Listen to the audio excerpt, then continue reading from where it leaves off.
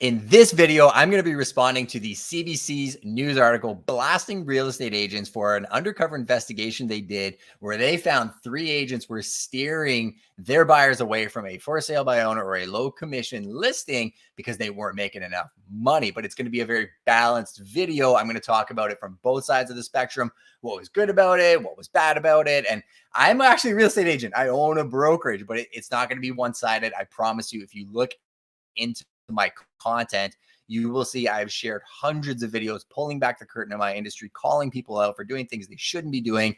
Yesterday, I shared a post on my Instagram story that basically talked about 2 agents arguing over why one agent didn't get that deal when the other person that accepted it was the same price, yet that agent's contract was a disaster.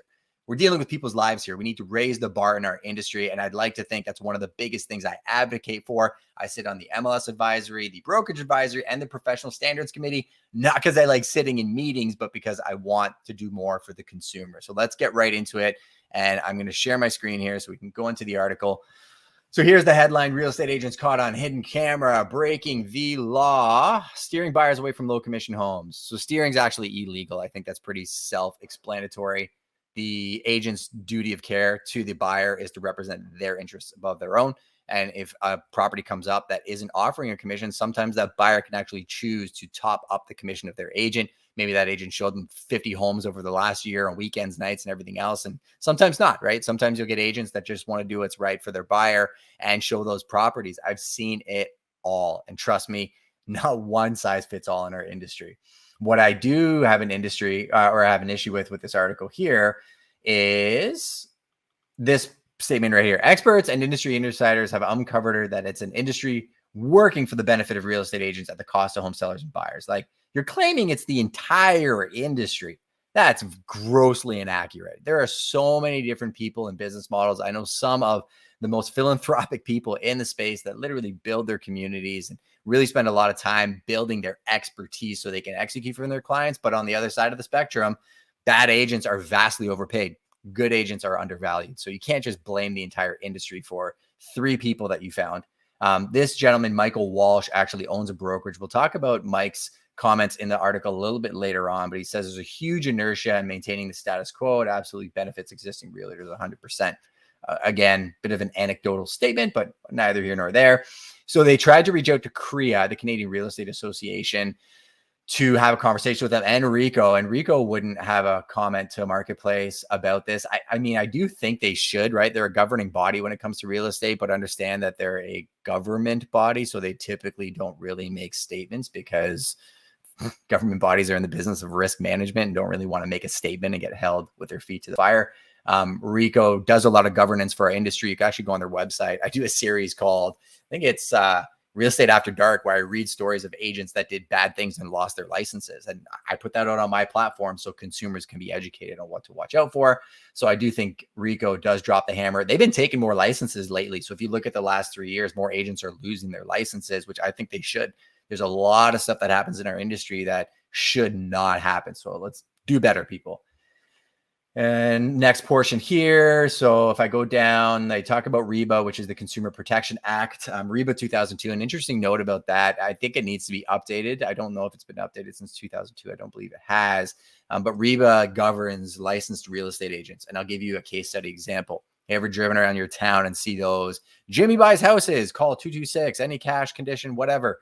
A lot of times those are people that they're printing literally thousands of these signs. They're getting calls from people. They're seeing if it's a good investment for them. So maybe they actually will buy the house, but quite often it's not a fit for them.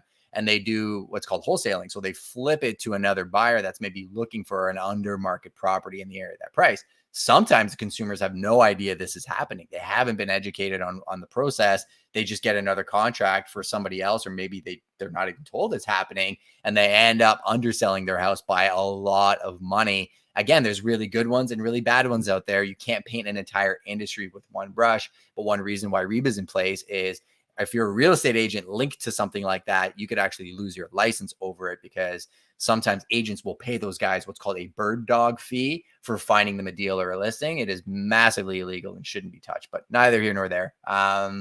We go down to Joanne Petit's story. So she put her house up for sale without an agent to help save on commissions that would have cost her $73,000. I get why she thinks that, right? If I sell my house for X dollars and I pay X dollar percent, that equals that much money. But the sunk cost fallacy isn't actually a real thing, right? She may think, well, my house is going to sell for what it's going to sell for. So if I sell it myself, I just save all that money.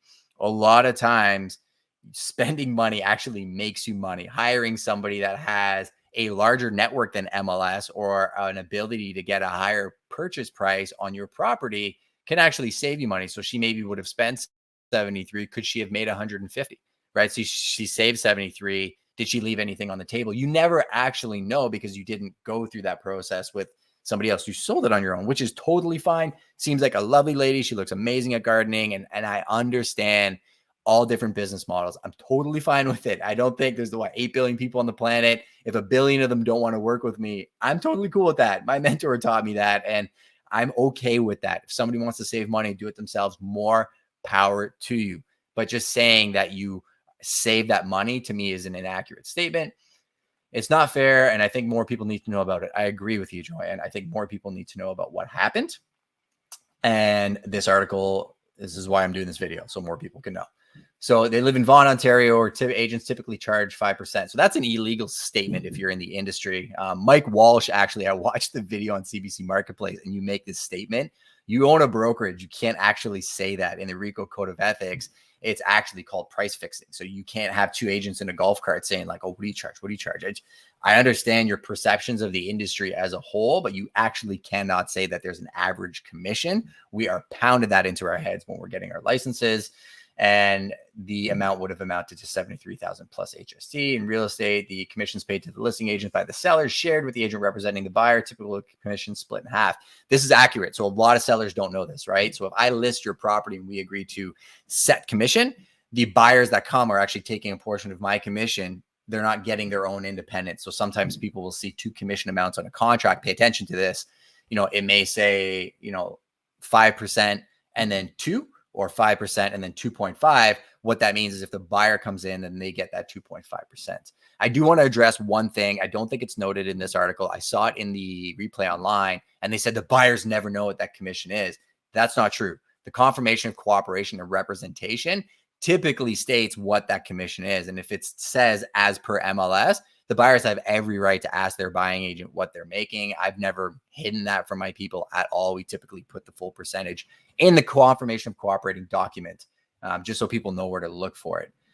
So again, this information is hidden from public view. That it's not. It's on the contracts, or you can ask. The save on these costs, Joanne decided to skip the listing agent and paid a flat fee to a discount brokerage. More power to her. But again, yeah, it's all perspective, I guess, right?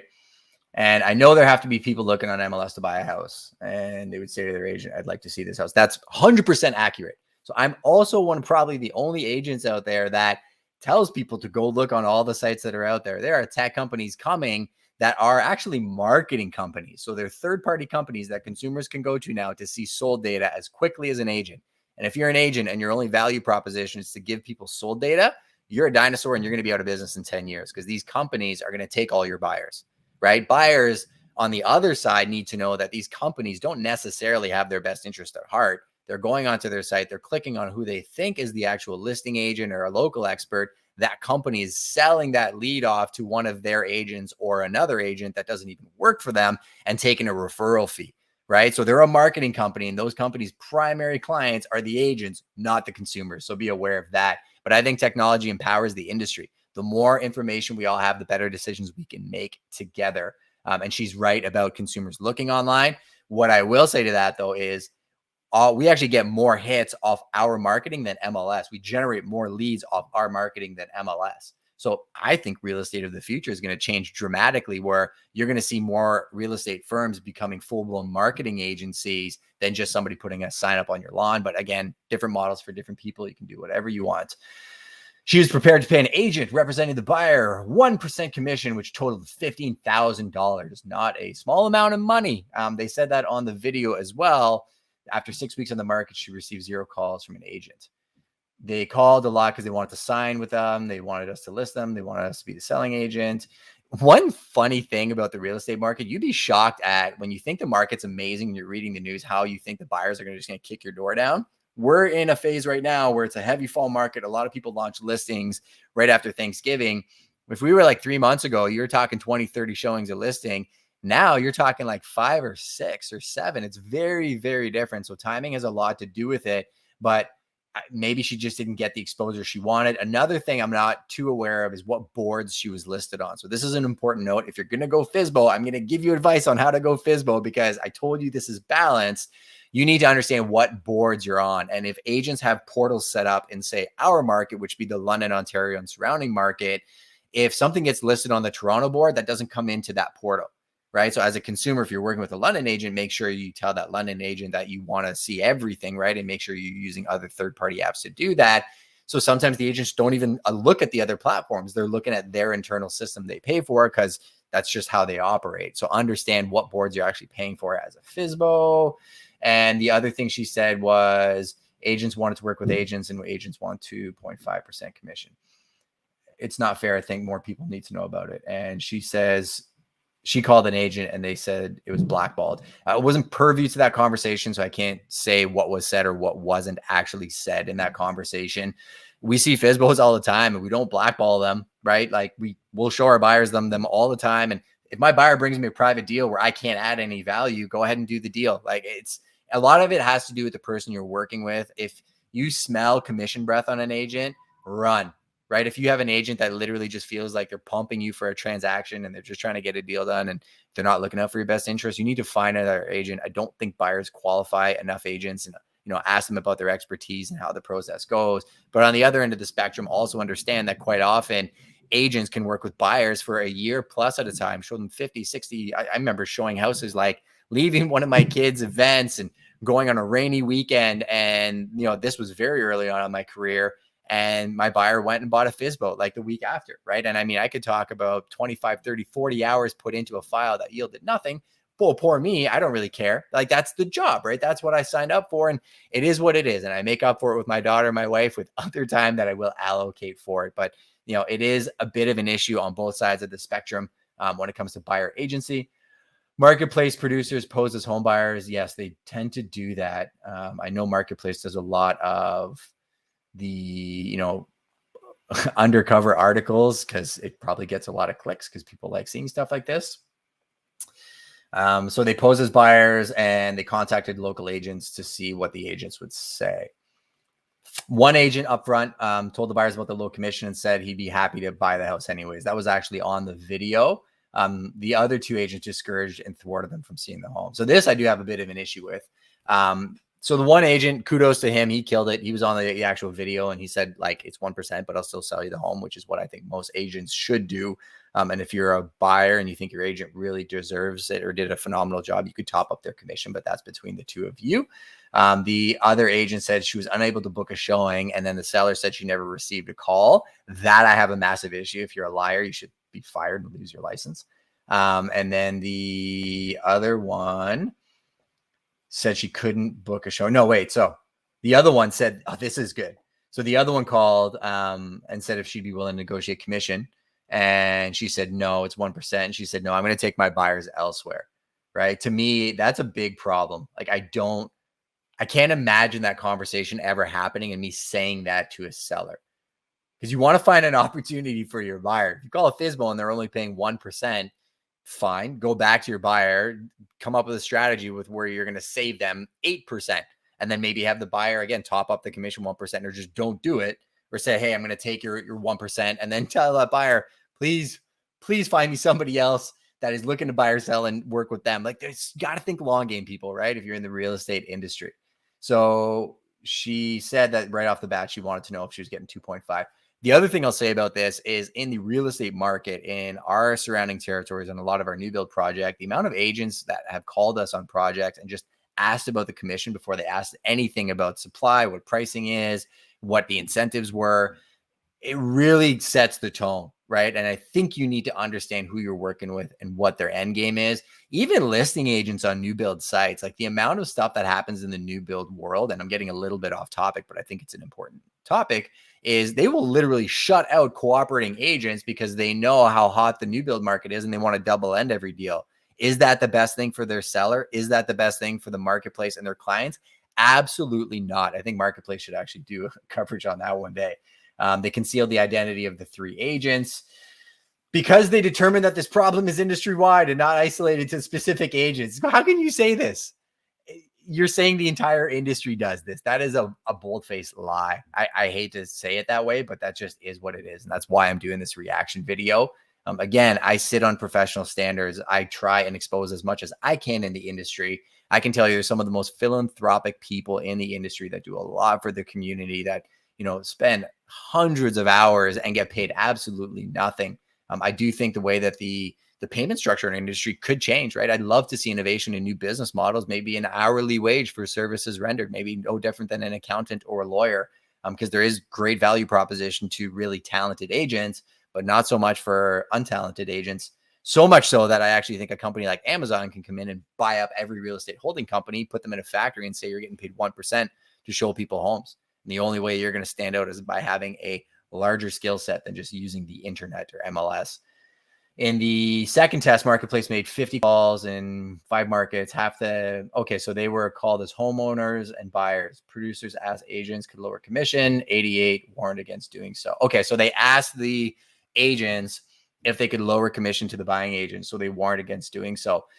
I mean, if this is an issue in the industry and it could affect the buyers and the buyer agencies, and that agent's giving advice from a fiduciary perspective to those sellers, that's actually the right advice, right? Like CBC's claiming, well, this is a problem, and then calling agents. And then I don't know if they're trying to put them on blast for saying, you told us not to do this, but you're kind of talking out of both sides of your mouth. Although they're not supposed to do it, some agents are cognizant what they're getting paid to push their buyer to another home.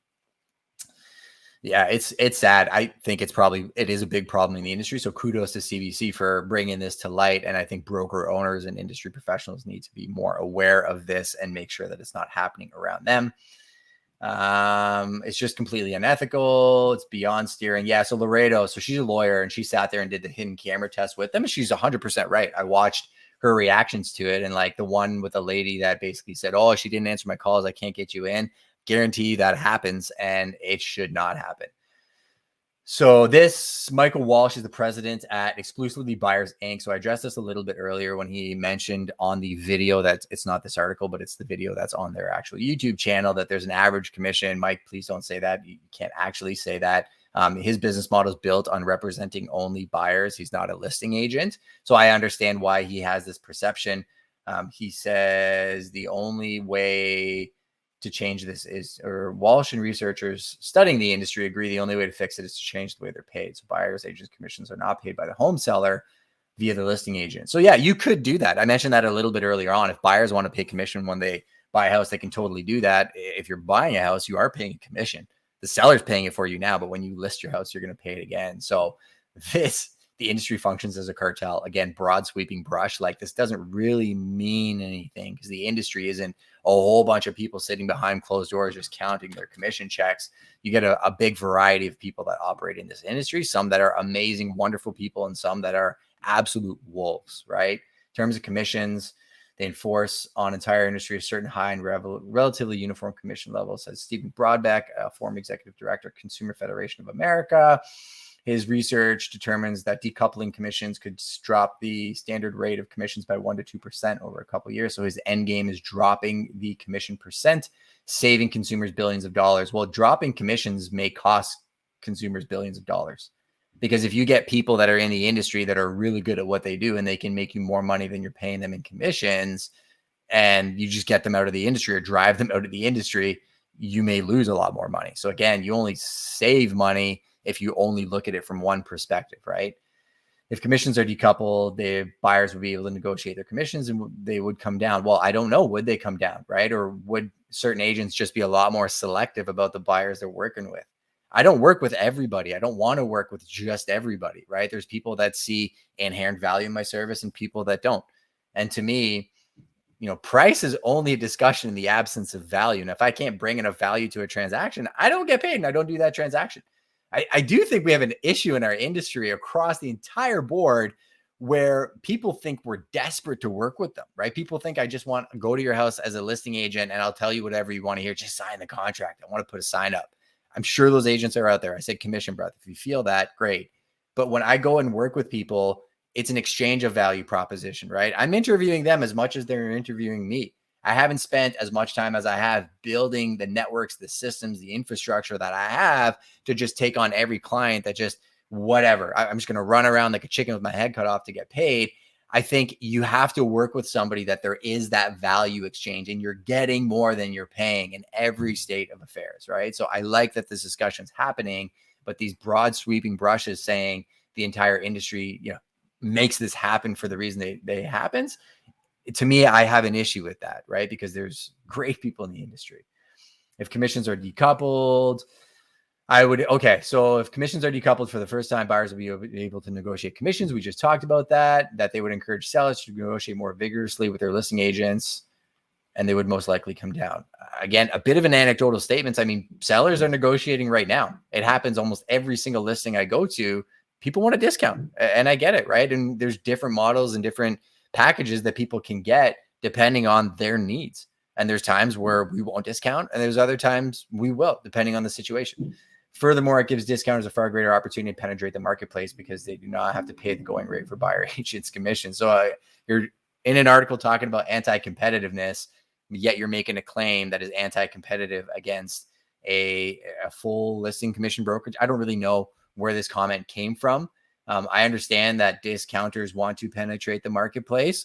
If the consumers want it and your value proposition is great enough, you're going to get there, right? Or like I said, Amazon's going to come in and buy everybody up. His argument on how they're paid is at the core of two large antitrust lawsuits in the U.S. against the National Association of Realtors and major brokerages like RE/MAX, Keller Williams, and Realty Inc. Class action suits claim anti-competitiveness causes American homeowners to pay inflated commissions. These claims are currently under investigation by the Department of Justice. Discount brokerages make up 10% of the market share. There's no figures available for Canada. It's considered to be, it's been pretty consistent for a very long time. And like I said, there's different room for different business models. I'm all about business, right? He says it's up to provincial governments to make changes happen. He also recommends consumers not give up on negotiating commissions they pay. Yeah, go for it. Negotiate all you want, right? But I think finding somebody that has an inherent value that's more than the commission you're paying is what you should really be focused on. If you're a seller, you ought to negotiate commission down by a full percentage point. He's really fixated on getting a discount when you're selling your house. Excuse me.